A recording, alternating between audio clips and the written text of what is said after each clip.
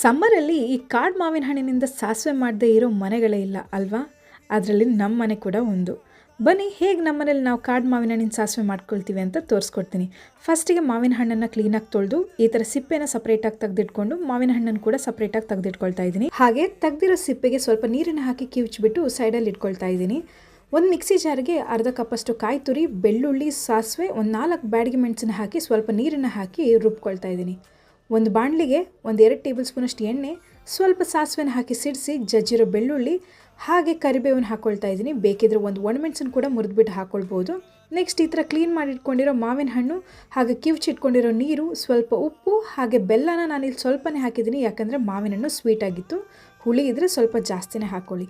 ಅದನ್ನು ಹಾಕಿಬಿಟ್ಟು ಸ್ವಲ್ಪ 2-3 ನಿಮಿಷ ಕುದಿಸ್ಬಿಟ್ಟು ನಂತರ ಮಸಾಲೆನ ಹಾಕಿಬಿಟ್ಟು ಉಪ್ಪನ್ನ ಅಡ್ಜಸ್ಟ್ ಮಾಡಿ ಇನ್ನೊಂದು 2-3 ನಿಮಿಷ ಕುದಿಸಿದ್ರೆ ಈ ಕಾಡು ಮಾವಿನ ಹಣ್ಣಿನ ಸಾಸಿವೆ ಅಂತೂ ರೆಡಿ. ಇಷ್ಟು ಸಿಂಪಲ್ ಆಗಿರೋದನ್ನು ನೀವು ಮನೇಲಿ ಮಾಡ್ತೀರಲ್ವ?